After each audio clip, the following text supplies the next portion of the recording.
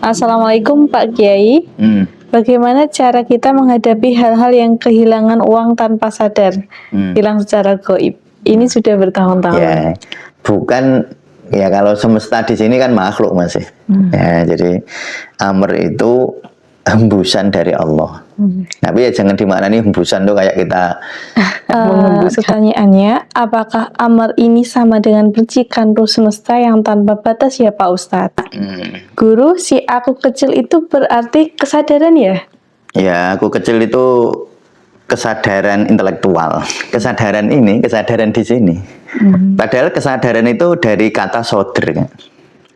Sodr itu dada. Jadi kesadaran itu di sini loh, bukan di sini. Lantas kesadaran A dan B atau yang disebut nafas kolbiyah, apakah itu yang disebut dengan dualitas itu Yai? Terus kesadaran sebagai layar itu, apakah itu yang disebut maqam musyahadah?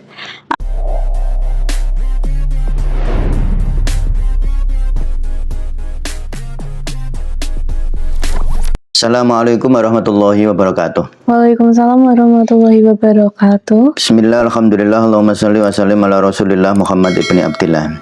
Ya, alhamdulillah kita jumpa lagi di Q&A. Saya akan menjawab pertanyaan-pertanyaan yang teman-teman sampaikan baik dari WA atau dari kolom komentar YouTube ya. Baik, saya ditemani Kak Ami kali ini. Ada pertanyaan apa Kak Ami? Silahkan. Oke, yang pertama dari kolom komentar YouTube, dari channel Muslihatun. Pertanyaannya, apakah amr ini sama dengan percikan roh semesta yang tanpa batas ya Pak Ustadz? Apakah amr ini sama dengan percikan roh semesta? Ya, jadi yang jelas amr itu adalah tetap makhluk ya. Jadi kan amr itu sering kita sebut, atau salah satu contohnya amr kan wa nafakhtu fihi mir ruhi ya. Nah, ruhnya Allah yang dipancarkan, yang dihembuskan ya oleh Allah. Nah, jadi kalau yang disebut amr ini percikan ruh semesta lah, semestanya kan makhluk. Ya, jadi mungkin amr ini ruh semestanya gitu. Ruh semestanya. Atau dalam hal ini semestanya itu semesta kemanusiaan. Kalau wa nafakhtu fihi mir ruhi ya, semestanya itu semesta kemanusiaan gitu. Tapi amr itu bukan percikan ruh semesta, percikan atau hembusan dari Ar-Rahman. Nah, hembusan dari Rob, hembusan dari Tuhan, hembusan dari Allah gitu. Bukan hembusan dari semesta.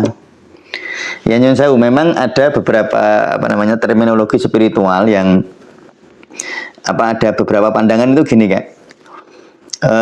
Tuhan itu ya semesta itu gitu. Nah, Tuhan itu ya ada yang begitu, sehingga terus ada yang memaknai hal-hal semacam itu pancaran ruh semesta. Nah, gitu. Jadi ya kalau di dalam ketauhidan tentu tidak ya. Nah, di dalam ketauhidan semesta tetap makhluk. Nah, jadi amr bukanlah bukanlah percikan ruh semesta, tetapi amr itu hembusan dari Allah. Amr dalam artian ruh ini. Wa nafakhtu fihi mir ruhi, yang dimana amr itu terjadi tanpa hukum sebab akibat, sehingga karena itu tidak bisa dipahami secara ilmu linear. Ilmu linear itu hukum sebab akibat itu kan. A maka B maka C gitu kan. Ada A, ada B lalu baru C itu. Jadi ada alurnya. Tapi kalau amr nggak ada alur, ya mak jegagi atau mak bedunduk kalau orang Jawa. Atau suatu peristiwa yang kita tidak menduganya. Nah, kalau dalam bahasa Al-Qur'an mendeskripsikannya adalah min haitsu la yahtasib, dari arah yang ya kita itu nggak duga-duga, nggak nyangka-nyangka gitu. Ya, jadi saya kira jelas ya. Apakah amr ini sama dengan percikan ruh semesta? Ya, bukan ya, kalau semesta di sini kan makhluk masih. Ya, jadi amr itu hembusan dari Allah. Tapi ya jangan dimaknani hembusan tuh kayak kita menghembuskan. Iya, ya saya selalu sampaikan bahasa itu terbatas. Bahasa itu sendiri tidak bisa melampaui hukum sebab akibatnya. Jadi ketika bahasa mencoba menjelaskan amr mesti tidak sesuai hakikatnya. Misalnya hembusan. Ya kalau mbok manai hembusan sebagai ini ada mulut yang menghembus lalu ada benda yang dihembuskan, seperti saya menghembuskan udara, ada mulut yang menghembuskan, ada udara yang keluar. Ya itu tidak, hakikatnya nggak gitu. Ya gitu ya. Ya baik, ada pertanyaan lagi Kak? Silahkan. Oke, selanjutnya ada pertanyaan dari Zakia Hanjat 5970. Alhamdulillah ikut nyimak. Guru, si aku kecil itu berarti kesadaran ya? Ya, aku kecil itu kesadaran intelektual. Jadi kalau kita gini ya, sebuah terminologi itu ketika disampaikan, itu kadang-kadang pemikiran yang menyampaikan sama yang disampaikan itu beda. Ya, makanya kita harus cukup berhati-hati ya dalam merespon, karena nanti kadang-kadang jangan-jangan yang dia bayangkan sama yang saya bayangkan jauh itu beda. Nah, saya ingin menjawab secara aman gini ya. Secara amannya gini ya. Kan kesadaran itu kan istilah yang sekarang memang sedang viral begitu ya. Lalu Bapak masyarakat yang mendengar ya membayangkan kesadaran itu, kesadaran di sini. Padahal kesadaran itu dari kata sodr kan. Sodr itu dada. Jadi kesadaran itu di sini loh, bukan di sini. Nah, tapi kan orang memaknai, misalnya memaknai menyadari. Padahal menyadari itu maksudnya adalah menyadarinya di dalam ruang dada. Nah, bukan di ruang kepala, artinya di kolbu, bukan di intelektual. Nah, ini yang menjadi sering orang, karena istilah sadar itu kan di masyarakat kan sadar itu ya sadar itu loh. Tangi, terus melek itu, terus sadar disebut. Padahal yang dimaksud kesadaran dalam spiritualitas itu bukan gitu. Nah, terus masyarakat lalu menyederhanakan gitu. Banyak masyarakat awam menyederhanakan, ya sudah sadari saja. Lalu disadari itu dimaknani menyadari intelektual. Padahal menyadari yang seperti itu hanya aku kecil yang melihat aku kecil yang lain. Jadi aku kecil kita itu aku yang beridentitas ya. Nah, makanya saya bilang kami ketika berhadapan dengan Ajeng, anak saya, punya identitas berbeda kan. Rasanya itu kan ya berbeda kan. Mungkin suara kami berubah loh ketika ngomong sama Ajeng. Karena kan sebagai kami kan memposisikan sebagai kakak kan. Nah, lalu kami mesti beda cara bicaranya. Nanti kami ketemu bunda, kami beda cara bicaranya. Dan yang paling beda coba kami ketemu ibu kami di Purwodadi, di Gerobokan. Beda banget kan Kak rasanya. Beda. Nah, dan suaranya bisa lebih keras kan. Nah, jadi orang itu ketika menghadapi sebuah sebuah objek Kak, itu dia bergeser identitas sebenarnya. Identitasnya geser, atau aku kecilnya geser. Ya, jadi ya namanya tetap Ami, tetapi rasanya beda. Coba teman-teman, ini sebuah objek yang bisa kita rasakan ya. Nah, coba teman-teman di depan anak, coba rasa akunya, terus perhatikan suaranya, nada bicaranya berbeda. Lah saya kan kalau ngomong begini di hadapan pasien. Kalau saya di depan santri enggak gitu, di depan awak ya enggak gitu. Mesti nada saya berubah. Bagus, sudah belum gitu. Enggak, kalau di sini begini, karena ketika saya berada di depan kamera seperti ini, identitas saya berubah. Aku kecil saya sebagai orang yang menekuni dunia tasawuf, praktek tasawuf berbeda. Ketika saya berhadapan, saya merasa berhadapan dengan audiens itu ya. Nanti kan coba kami kalau perhatikan saya kalau ceramah, ya beda, ceramah langsung gitu. Beda nanti kan. Nadanya beda, bahkan suaranya kecil besarnya bisa beda. Ya coba aja direkam gitu. Kami nanti kalau ngobrol sama Ajeng sama anak saya, coba direkam nggak suaranya gini, ngobrol sama Ayu gini, ngobrol sama Awa gini, ngobrol sama Bunda gini, ngobrol sama Kak Juita gini, ngobrol sama Pak Fatih gini, itu beda-beda Kak. Ya karena sebenarnya aku kita itu memang dia otomatis muncul kan kayak topeng. Persona kan sebenarnya maknanya topeng kan kan. Jadi topeng kita tuh ganti-ganti sebenarnya. Nah itu ya. Dan itu bukan yang disebut bukan yang disebut kesadaran rohania. Jadi sebaiknya ketika kita ngomong kesadaran itu, bagi saya lebih baik ditambahi kata-kata. Yang dimaksud itu kesadaran kedokteran.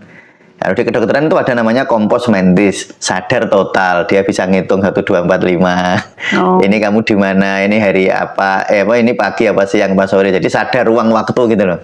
Oh ini sudah sore, namanya kompos mentis. Itu kesadaran, juga disebut kesadaran. Di dalam kedokteran disebut konsius juga. Nah, tapi kan konteks kita ini di tasawuf atau di belajar spiritualitas itu kan kesadaran yang bermakna rohaniah itu sebenarnya. Nah, kalau itu yang ditanya, maka aku kecil bukan kesadaran rohaniah. Aku kecil adalah kesadaran intelektual yang bisa berganti-ganti setiap saat. Berganti-ganti. Nah, kami ketemu dosen penguji, beda Kak, ketemu sama dosen pembimbing. Beda. Dan itu bisa sangat ekstrim kata kami ya, bisa dengan ibu kami, lalu bedakan dengan nanti calon mertua Kak. Wah, beda banget ya nanti nada suaranya kami. Nadanya beda, amplitudonya beda, frekuensinya beda. Itu kenapa beda? Kan nggak sengaja beda Kak. Maksudnya membedakan suara kan nggak sengaja. Ya, otomatis. Itu otomatis muncul dari dalam. Karena ketika kita menghadapi orang atau objek, maka identitas kita otomatis akan berusaha cari aman. Cari aman. Kalau depan orang tua kita bisa polos gitu. Misalnya, maaf Duk gitu. Misalnya disuruh gitu ya, kita kalau sama ibu nanti aja, aku masih kenyang gitu. Coba kalau sama mertua nanti, makan Duk, nggih, mangke mawon. Beda Kak. Beda. Kalau sama ibu kita lebih karena bawah sadar kita aman di depan dia Kak. Nah, makanya orang itu kalau bersahabat sudah ceplos-ceplot, saling ece-ecenan, ya saling mengkritik, saling saling guyon, itu kok sudah biasa. Itu memang egonya sudah merasa aman kan? Tapi nggak mungkin kami sama pasien baru terus ece-ecenan gitu. Nggak bisa ego kita, karena ego kita belum merasa aman. Maka tingkat keakraban itu kan bisa dilihat dari itu ya, tingkat bisa nggak guyon bareng. Nah, sama sama seseorang itu, lalu ya kalau orang Jawa nyebutnya ngece. Ya, ngece tapi ngece keakraban gitu, bukan menghina dalam artian menghina atine terus loro gitu, bukan ya. Tapi menghina ngece tapi ya untuk guyon gitu. Ya, untuk guyon, dan yang dijak guyon dia senang juga. Senang juga. Nah, itu mengapa bisa demikian? Karena ego tidak melihat ini sebagai sebuah ancaman. Sehingga kakak kami ngobrol sama ibu, sama bapak, sama kakak, atau mungkin sama Ajeng yang sudah akrab itu merasa nggak ada ancaman. Jadi kami mau guyon, mau agak ini nggak masalah. Coba ketemu orang baru, terutama nanti calon mertua Kak.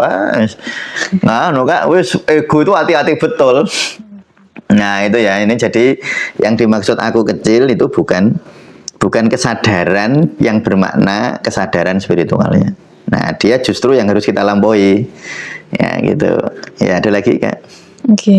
Selanjutnya dari username Imam Syafi'i IV6CC. Assalamualaikum Pak Kiai. Bagaimana cara kita menghadapi hal-hal yang kehilangan uang tanpa sadar, hilang secara gaib? Ini sudah bertahun-tahun. Ya, pakai syariat aja. Jadi gini ya, menghadapi hal-hal yang kita anggap sebagai fenomena-fenomena semacam itu dengan syariat kan. Dengan saya, maksud saya itu apa? Ya dihitung aja, dimasukkan, ada saksinya gitu. Nah, misalnya ya, suami istri nih punya uang 10 juta. Bu, ini 10 juta ya, tak masukkan ke dompet. Ada saksinya loh, tapi ada saksinya, bukan kita sendiri. Ada saksinya ya, 10 juta ya Bu, yang pun dihitung udah taruh di sini, udah orang berdua tahu. Nggak akan ada tuyul. Sebenarnya itu ya nyun sewu mungkin tidak termasuk bapak ya, tetapi bisa jadi potensi orang itu semacam itu karena dia sedang terhipnosis terus kan. Terhipnosis. Bukan benda gaib yang ngambil, bukan, dia itu terhipnosis oleh pikirannya sendiri. Jadi sebenarnya dulu uang, misalnya ada uang 10.000, dia itu ingatnya 11.000, padahal 10.000 dulu itu. Tapi dia terhipnosis oleh apa? Oleh keadaan. Dan itu banyak orang nggak? Nah, kan ini contoh ya, ini contoh yang mungkin agak agak ekstrim ya, tetapi bisa jadikan analogi untuk kasus semacam ini.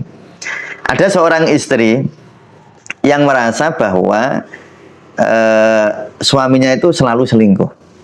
Nah, selalu. Jadi dia tuh melihat semua suaminya itu selalu selingkuh. Nah, padahal saya misalnya terus saudara-saudaranya semua tidak ada yang cerita kayak gitu. Tapi dia yakin bahwa suami saya itu selingkuh. Dia yakin betul itu. Karena sebenarnya proses-proses hari-hari itu dia itu terhipnosis, bukan dihipnosis oleh orang-orang. Makanya saya nyebutnya pakai kata kerja pasif ya. Terhipnosis, bukan dihipnosis loh. Kalau dihipnosis itu ada subjek yang menghipnosis ya. Tapi dia terhipnosis. Apalagi kalau menurut dia berulang, semakin terhipnosis itu. Semakin terhipnosis. Jadi sebenarnya faktanya nggak berubah. Yang berubah itu ingatannya. Jadi kalau saya merasa kehilangan uang misalnya 100.000 kok jadi 99.000. Ini kok 1.000 ini kemana gitu. Padahal itu dulu 99.000 memang. Cuma saya dalam beberapa hari, beberapa saat itu saya terhipnosis. Terhipnosis oleh apa? Kita nggak bisa mengidentifikasi pasti ya, nggak bisa. Tapi itu proses macam-macam. Atau proses misalnya gini, orang itu sudah dikasih tahu rumahmu itu ada tuyulnya, rumahmu itu ada tuyul. Terus diulang-ulang nggak? Dia terhipnosis oleh kata-kata itu sebenarnya. Terhipnosis oleh tuyul sehingga karena dia terhipnosis oleh itu dia merasa kehilangan, gitu. Selalu merasa kehilangan. Itu kan saya bolak-balik kan menangani problem-problem semacam itu. Nah, saya bagaimana lah menghilangkan bawah sadar yang semacam itu dengan nafas dalam kan. Nafas dalam. Nah, ini tip-tipnya. Jadi saya nggak nyun sewu ya, saya tidak menganggap apakah yang bertanya ini itu terhipnosis atau tidak. Tapi saya ini bicara tentang kemungkinan ya. Kemungkinan maksudnya. Kemungkinan yang sering kita hadapi gitu di tasawuf Indonesia. Nah, jadi ada orang misalnya itu tadi dia terhipnosis sebenarnya, terhipnosis oleh sesuatu yang kita nggak paham juga. Mungkin oleh sugesti setiap hari. Keyakinan masyarakat itu bisa menghipnosis kita loh. Iya. Misalnya gini contoh ya. Semua ada orang cerita. Tadi malam di situ tuh saya lihat makhluk putih bergelantungan. Nah, misalnya ya. Dan di Indonesia, di masyarakat kita cerita kayak gitu itu wah, bukan hanya di Indonesia lah ya. Cerita kayak gitu itu begitu mengena, Kak. Iya. Mengena. Nah, makanya film horor itu laris. Film horor itu laris itu. Dia begitu mengena. Nah, lalu orang yang diceritain itu ikut yakin seperti yakinnya yang ngomong pertama. Saya tuh pernah ngecek kayak gitu, Kak. Saya itu pernah loh, maksudnya mengadakan uji coba kayak gitu. Ya. Dulu waktu saya SMA, ini saya inget-inget betul itu. Saya bilang waktu itu sedang kok SMP kan? SMP. Saya tuh kami di Langgar di musola di kampung saya itu ngisi bak kamar mandi musola dengan air ngambil dari sungai. Karena kalau sekarang udah ada sumurnya, dulu kan belum ada teknologi untuk ngeduk sumur dalam gitu loh kan. Karena kalau di Rembang kan sumber air tidak mudah, harus dalam. Kalau sekarang sumur sudah banyak lah. Kalau dulu ngangkut nggak? Kan itu melewati kayak hutan kecil gitu. Dari sungai menuju ke musola itu, ke Langgar lah menyebutnya.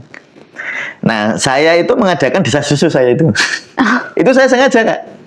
Ada teman saya tak bilangin, saya pura-pura lari gitu kan. Melayu kewenceng tak bilangin. Apa Mus? Panggilnya kalau di Rembang kan saya manggilnya Mus. Ada apa Mus?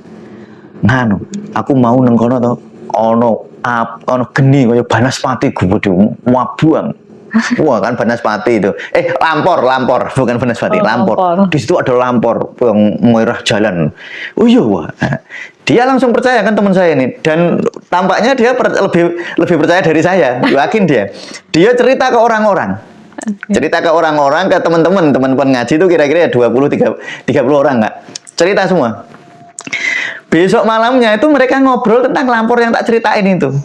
Oh, di situ kemarin ada lampor loh. Wah, ini. Dia nggak tahu sebenarnya dari mana itu asal cerita itu. Padahal itu saya yang buat. Dan semua percaya, itu tak bohongin sebenarnya. Makanya saya sama hal-hal kayak gitu tuh, itu saya agak saya abaikan lah. Ya kalau kasarnya saya kurang percaya kayak gitu itu. Ono lampor, ono Banaspati, ono gendruwo. Nah, saya percaya barang gaib ya. Tetapi ketika sudah dimaterialisasi seperti itu, saya enggak. Nah, itu ya Jana. Jadi orang-orang itu terhipnosis oleh kata-kata saya sebenarnya, teman saya terhipnosis oleh saya, lalu dia sudah yakin 100%, ya. Karena cerita kayak gitu sangat menarik bagi teman-teman itu. Lah itu mereka cerita, dan itu nanti akan menjadi hipnosis jadi banyak orang, menjadi terhipnosis bagi banyak orang, lalu orang-orang itu nanti akan mungkin ada yang merasa melihat juga Kak nanti akhirnya. Melihat lampor tadi itu. Lampor ya kalau di Rembang istilah lampor itu hantu api itu. Lampor yang ada lampor itu yang gerak itu kalau di Rembang. Ini mungkin teman agak bingung. Lampor itu kayak hantu, kayak api jalan. Itu dulu saya dengar dari bapak dari Pak Lek kalau cerita. Kalau bapak sih enggak bapak kayak saya lah. Nah, Pak Lek kalau cerita gitu itu kan gitu. Nah, terus saya buat eksperimen waktu SMP itu. Nah, makanya saya meyakini secara intelektual ya, bukan mutlak meyakini itu, bahwa sebenarnya orang itu bisa dihipnosis oleh keyakinan masyarakat sendiri gitu. Dalam hipnosis itu. Nah, lalu misalnya ada orang yakin ada namanya tadi tuyul, namanya tuyul yang mencuri uang gitu. Lalu masyarakat yakin itu ada. Nah, keyakinan itu bisa membuat seseorang terhipnosis tentang itu, lalu dia merasa kehilangan uang. Padahal sebenarnya dia nggak kehilangan uang sebenarnya. Cuma merasa uangnya dari dulu ya segitu itu. Makanya paling aman makanya nggak pernah ada pembuktian, misalnya dibuktikan uang kalau ditabung di bank hilang, uangnya itu hilang gitu ya. Maksudnya ditabung di bank, maksudnya uang ini loh, uang asli. Bukan kalau saldo memang ada penipuan, ada sosok, ada ini ya. Tapi kalau uang buat simpen, buat dititipin orang loh ya. Dititipin orang terpercaya gitu, terus kamu kasih amplop, kasih angka gitu. Berapa jumlahnya semua orang tahu, ada 4 orang lah. Atau minimal 2 orang saksi gitu kan. Nanti di antara 2 orang ini kan ada yang nggak terhipnosis. Nanti nggak akan berkurang itu. Nah, yang paling banyak itu bakul pasar Kak, bilangnya kayak gitu sama saya. Wah, Ustaz, saya itu dagang kok. Padahal kan tak mulai hitung udune untungnya 1.000, kok mesti kurang 5.000. Bendinten lho Ustaz. Bendinten mosok lah. Saya itu ya terus gitu. Makanya cobain jenengan buntel pakai plastik. Jadi uangnya itu jenengan buntel, pokoknya tak suruh ngitung gitu loh Kak. Pakai syariat tuh maksudnya gitu. Terus orangnya kalau misalnya dia rutin ke saya itu nanti saya ajari zikir nafas yang dalam, zikir nafas dalam itu nanti melepas hipnosisnya. Nah, nanti dia tak jadi tahu, nggak merasa kehilangan lagi. Padahal dari dulu ya nggak kehilangan sebenarnya. Dulu itu hanya merasa kehilangan. Merasa aja. Ya gitu Kak. Terus apa lagi? Selanjutnya dari channel M Bustami G2B. Lantas kesadaran A dan B atau yang disebut nafas kolbiyah, apakah itu yang disebut dengan dualitas itu Yai? Terus kesadaran sebagai layar itu, apakah itu yang disebut maqam musyahadah atau si mutmainah? Mohon pencerahannya Yai, Mas Nuwun. Ya, jadi kesadaran A atau B itu di nafas kolbiyah betul. Maksudnya itu aku kecil tadi loh ya. Aku kecil tadi yang aku yang beridentitas itu. Aku yang beridentitas itu kolbiyah. Ya, belum ruhiyah atau belum nafsiyah Mas. Ya, nah, ini terminologi di tasawuf Indonesia loh ya. Maka sebenarnya orang itu akan belajar dengan baik jika yang pertama dia belajar terminologi dulu. Nah, nanti baca di tasawuf Indonesia itu apa sih yang dimaksud ini? Karena nanti kadang-kadang Kak membandingkan istilah. Karena misalnya ya, saya menyebut kolbiyah, nafsiyah, ruhiyah itu saya sendiri yang buat. Bukan saya tahu dari orang. Nah, tentu karena saya sendiri yang membuat istilahnya, kan bisa beda sama orang kan. Nah, kadang-kadang orang membandingkan istilah dari saya dengan istilah orang gitu. Padahal itu sudah beda sebenarnya. Saya ngomong kolbiyah sama orang ngomong kolbu bisa beda kan? Maknanya bisa beda. Karena sebenarnya nah itulah namanya belajar, apalagi di dunia, kalau di dunia kedokteran itu istilah itu bisa disepakati gitu loh Kak. Nah, kalau dunia kedokteran karena ilmunya sangat objektif lalu membuat istilah yang disepakati. Jadi dari dunia barat sampai dunia timur kalau ketemu ya sudah disepakati. Ada kesepakatan gitu. Kalau sudah nyebut tipes ya datanya begini gitu. Kalau sudah menyebut inspirasi ekspirasi ya begini gitu. Istilahnya sama. Nah, tapi di dalam dunia spiritual kayak gini karena dia muncul dari pengalaman dari dalam kan lalu diverbalisasi. Itu verbalisasi dari pengalaman subjektif. Makanya setiap orang memverbalisasi kan. Jadi verbalisasinya itu menurut saya terlalu banyak. Jadi membingungkan. Ono istilah kesadaran, ada istilah percikan semesta, ada istilah semesta tanpa batas. Itu kan cerita dari subjektivitas. Lah kalau saya karena saya nggak pernah pengalaman saya itu ketika saya verbalisasi, saya nyebutnya begini. Nah, ada orang karena ada pengalaman dia nyebut energi semesta tanpa batas. Lah itu kalau bagi saya kan, maksud semesta itu tanpa batas kan dia makhluk. Oh, kalau makhluk ya ada batasnya, wong semesta kok. Nah, tetapi saya nggak bisa nyalain, karena saya tidak tahu apa yang dia alami sebenarnya sehingga dia menyebut terminologi semesta tanpa batas. Tapi juga dipengaruhi oleh pengetahuan dan budaya itu. Iya. Pengalaman. Nah, verbalisasi itu selalu dipengaruhi oleh pengetahuan masa lalunya. Verbalisasi loh ya, bukan pengalamannya. Nah, pengalaman ruhaniyah itu bisa sangat genuine ya.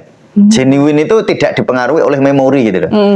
Nah, tetapi ketika diverbalisasi itu verbalnya loh ya, itu dipengaruhi oleh pengalaman. Nah gitu. Karena misalnya dulu ada Mestakung semesta mendukung, nah, ya kan. Nah mungkin dia membaca buku itu di bawah sadar, lalu ketika muncul pengalaman yang luar biasa itu terus nyebut kekuatan pokoknya kekuatan semesta tanpa batas lah gitu. Nah tapi bagi saya ya kurang sreg, karena saya pokoknya yang tanpa batas mau Allah tok. Itu saya lah. Jadi subjek saya sebagai mustamir tidak seneng, bukan menyalahkan, tidak seneng sama nyalain beda loh kak. Nggak serg sama istilah semesta tanpa batas, nggak serg saya. Tetapi saya mau nyalain nggak bisa, itu subjektifnya dia gitu. Nah tetapi lalu dampaknya adalah ketika ini dikatakan dan masyarakat lain mendengarkan, jadi bingung semua. Jadi bingung loh. Ini spiritualis itu ngomongnya begini istilahnya. Yang ini menyuruh pakai kata Tuhan, yang sana pakai kata ketuhanan. Yang ini semesta tanpa batas, ini amr, ini ruh. Bingung boy. Nah, makanya sebenarnya. Nah, kalau saya ketemu orangnya, lalu saya cerita panjang lebar, saya baru bisa memahami ya. Baru bisa, tapi nggak pernah ketemu ya. Dia pakai memunculkan verbal begini, terminologi begini, dan saya memerlukan terminologi. Padahal aslinya podo itu, mungkin ya. Cuma karena saya nggak pernah ketemu, nggak pernah ngobrol, sehingga saya nggak bisa memahami. Nah, tetapi kalau misalnya saya ketemu, lalu saya ngobrol banyak, alur ngidul, jebule rasanya podo, itu ya kuwi tak rasain dhisik gitu. Nah, jadi itu begitu ya. Jadi apakah A atau B itu nafas kolbiyah. Ini saya membatasi ini dalam terminologi di tasawuf Indonesia ya, di dalam buku Zikir Nafas loh ya. Dibatasinya itu. Nanti jangan-jangan ada nafas kolbiyah itu hanya saya yang ngucap, Kak. Hanya saya yang ngucap. Yang disebut nafas kolbiyah itu hanya saya. Mau cari di buku mana saja, nggak ada. Wong itu memang hasil verbalisasi dari pengalaman saya. Nah, saya sebut nafas kolbiyah. Nah, apakah itu yang disebut dengan dualitas itu betul? Nah, nafas kolbiyah itu dualitas. Nah, nanti di dualitas itu sebenarnya berakar di dalam layar ya, kan ada istilah layar di bawah ya. Nah, kalau layar ini saya agak memahami ini. Mungkin saya pernah mengatakan juga. Nah, kalau layarnya itu yang nafas ruhaniyah itu. Tetapi tetap makhluk. Nah, itu harus dibatasi. Nah, jangan lalu ngelompat. Jadi layar itu nafas ruhiyah tapi tetap makhluk.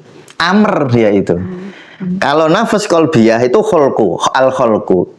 Kalau nafas ruhiyah itu amr. Ya, amrnya Allah.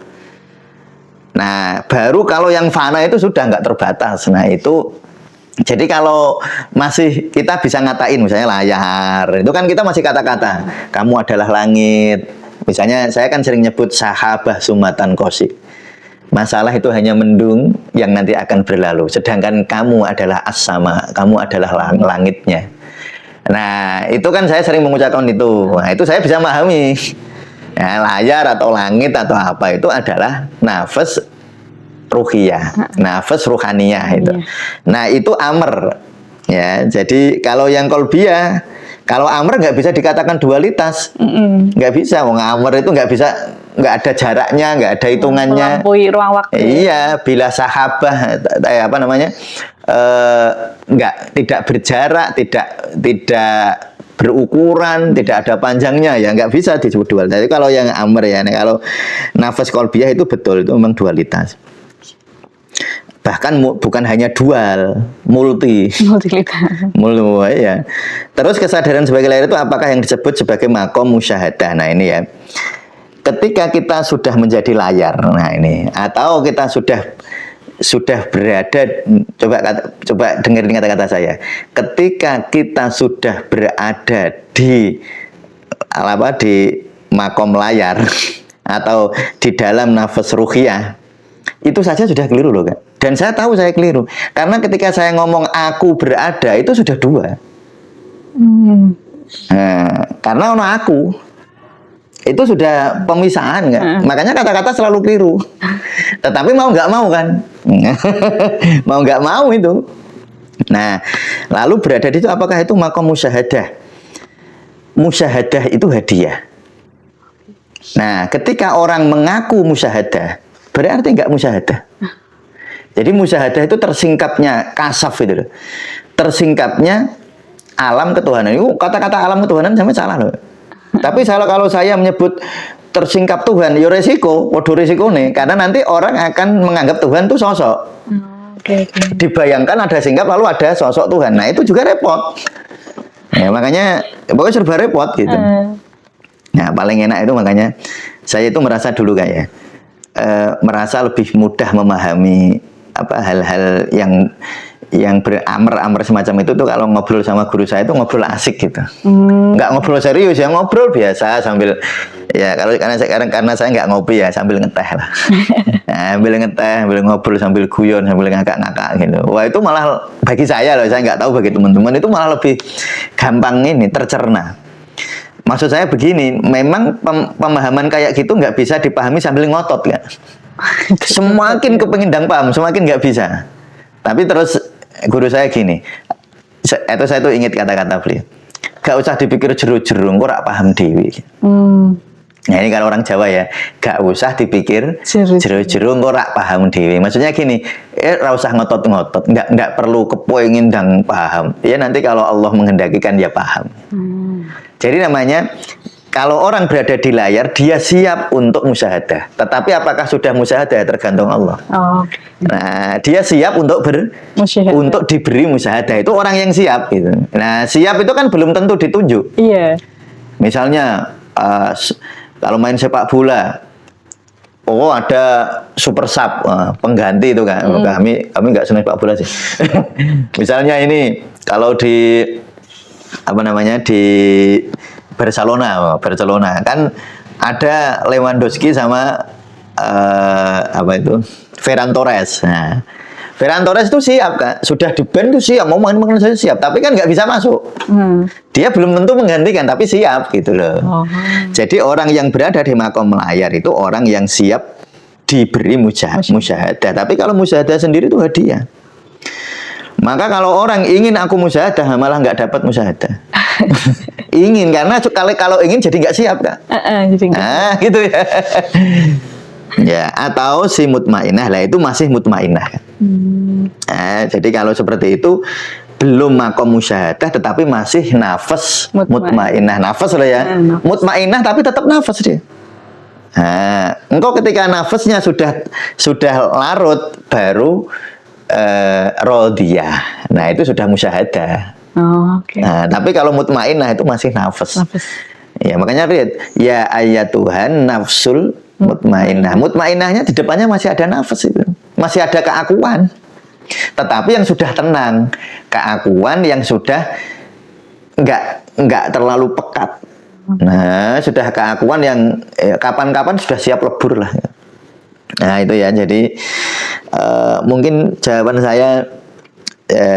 saya meyakini kalau teman-teman yang yang barusan melihat channel Tasawuf Indonesia mungkin bingung ya Kak ya. Ya mungkin ya, tapi ya semoga teman-teman nanti semakin lama mengikuti nanti makin paham. Dan ketika ada terminologi dari luar tasawuf Indonesia yang mungkin sama, pahami mungkin itu berbeda secara makna loh ya. Walaupun kata-katanya sama. Makanya kalau saya menjawab itu ya itu tadi misalnya kesadaran gitu ya. Ini yang tanya dokter atau orang yang tanya itu kesadaran, jangan-jangan yang dibayangkan dia sadar itu orang melek gitu. Padahal sadar itu soder. Di sini soder itu di dada, bukan di sini loh. Maka kalau orang sadar, coba sadari nafasmu kok gini Kak? Iku gak sadar, iku mikir. Sadar itu di sini, dan cirinya sadar itu nikmat. Relax itu cirinya. Kalau ngotot itu sadar konsius. Nah, konsius ini juga dimaknani konsius kedokteran loh ya. Sadar kedokteran itu ngotot Kak biasanya. Sudah berapa menit Kak itu? 34. Ya, saya kira demikian ya. Nah, ini sudah lebih, nanti kita lanjutkan lagi insya Allah di di podcast Q&A yang akan datang. Terima kasih kami sudah membacakan pertanyaan-pertanyaan. Terima kasih. Salam buat keluarga, semoga bahagia selalu. Assalamualaikum warahmatullahi wabarakatuh. Waalaikumsalam warahmatullahi wabarakatuh.